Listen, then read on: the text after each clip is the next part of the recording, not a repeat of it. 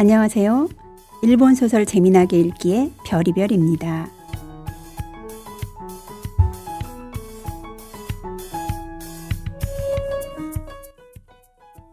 본 방송은 일본 소설로 일본어를 배우고 덤으로 동아시아 근현대 역사도 알아보는 문학으로 재미나게 일본어 그리고 역사 배우기 시간입니다.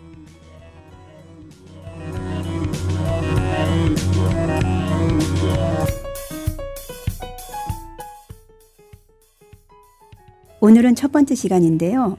먼저 제 소개를 드리겠습니다. 저는 경기도에 살고 있는 1964년생 아줌마인데요. 뒤늦게 일본어에 관심이 생겨서 이렇게 팟캐스트 방송까지 하고 있네요. 일본어에 관심이 생기게 된 건 다음에 말씀드릴 기회가 있을 거고요. 오늘은 이번 프로그램에서 다룰 첫 번째 일본 소설 작품에 대해 알아보겠습니다. 제목은 모리 오가이 단편 중에 있는 무희인데요. 저는 모리 오가이라는 작가의 이름을 알게 된 것도 사실 얼마 되지 않는답니다. 그런데 얼마 전 인터넷에서 토지의 박경리 작가님이 일본 소설 중에 다른 건 별로지만 모리 오가이 작가의 작품만은 읽을만 하다는 글을 보게 되었습니다. 저는 일본 소설을 읽은 기억이 20대 때 제목이 뭔지도 잘 기억이 나지 않는 무협지 같은 소설 한 권, 그리고 50대 초반 때는 그 유명하다는 나스메 소세키의 나는 고양이로소이다. 사실 그것도 전부 읽지는 못했던 것 같아요. 그런데 요즘 일본어를 배우면서 내가 문학을 좋아하니 소설로 일본어를 배워보자는 마음이 생겼습니다. 그래서 나스메 소세키의 마음이라는 소설을 올 1월부터 일본어로 배워가며 읽고 있는데요. 상중하 중에서 하의 3분의 1을 지금 남겨놓고 있습니다. 일본어 초중급 정도의 실력인데 다행히 저작권이 지난 작품이라서 유튜브에 소설 낭송도 많이 올라와 있고요. 원문도 올라와 있어서 천천히 배우고 있습니다. 원문과 낭송 링크는 댓글에서 알려드리겠습니다. 여담으로 제가 뒤늦게 일본어를 배우다가 드디어 방송대 일본학과에 늦깎이 학생으로 올해부터 다니고 있는데요. 마침 일본 근현대 정치사 과목의 과제가 동아시아 연표를 작성하는 것이었어요. 제가 소세키의 마음을 읽고 있을 때라서 어려운 근현대 역사가 조금 재밌어지는 경험을 하기도 했답니다. 모리 오가이는 1862년, 소세키는 1867년에 태어났는데요. 이번에 다룰 무희 끝부분을 보면 날짜가 1890년 메이지 23년 1월로 되어 있습니다. 모리 오가이와 소세키 작가 둘 다 메이지 시대를 대표하는 작가라고 합니다. 그들이 활발하게 작품을 내던 시대는 우리에게는 암흑기, 일제강점기 시대였고요.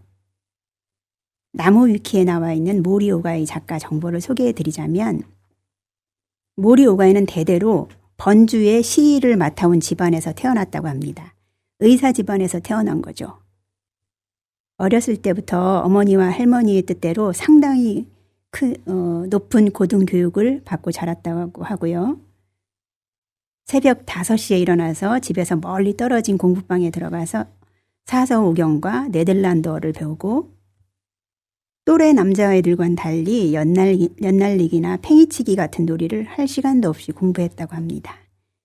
1872년, 그러니까 10살 때쯤 도쿄로 상경해서 의학서적을 읽기 위하여 영어와 독일어를 공부했고 관직에 있던 친족의 집에서 숙식하고 공부하면서 1873년 현 도쿄의학부의 전신에 해당하는 도쿄의학교에 진학했다고 합니다. 1879년에 아버지가 군대 소속 의사가 되어 그곳에서 근무하기 위해 센주로 거처를 옮겨서 이후 의원을 개업했다고 합니다. 이 무렵 모리는 도쿄의학교에 재학하면서 하숙집에 거주하고 있었으나 1881년에 졸업한 후에는 하숙집에서 나와 센주에 살게 되고 이때부터 의사로서 아버지와 함께 의료활동에 종사합니다. 이 무렵의 경험은 소설 임상 기록에 묘사되어 있습니다. 19세의 나이로 도쿄의학교를 졸업하였는데 이는 지금까지도 깨어지지 않는 최연소 졸업 기록이라고 합니다. 이후 모리 오가이는 일본 육군 군의관이 되었고 1884년에 독일의 의학과 위생 제도를 배워오기 위해서 독일 유학을 명받고 유학길에 오릅니다. 이곳에서 그는 의학 이외에도 문학과 미술 등에 관심을 가지게 되었고 이곳에서 겪은 체험이 그가 소설가가 되는데 큰 영향을 끼치게 되고 사실 모리는 독일로 유학을 가기 이전부터 대학에 입학할 때에도 문학과에 지원하고 싶어 할 정도로 의사보다는 문인이 되고 싶어 해서 가업을 잇는 차원에서 제2 지망인 의학과에 진학하게 된 거죠.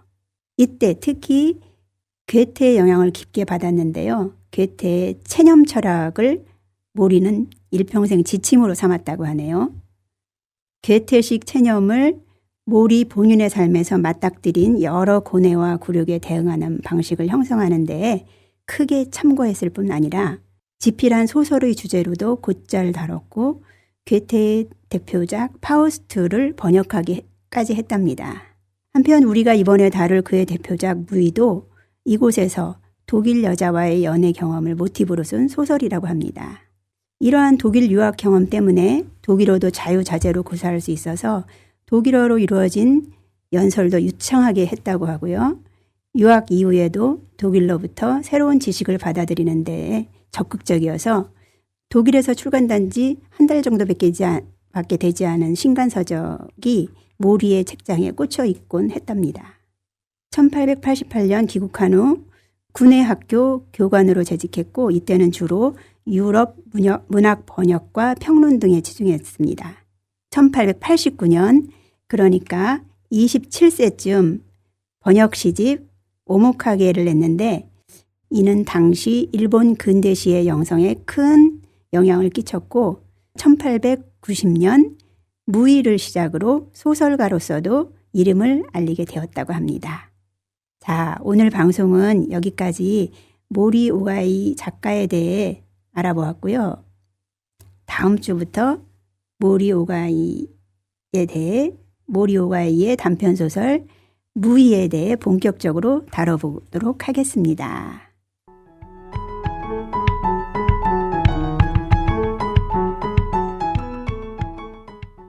자, 더위가 본격적으로 시작되고 있는데요.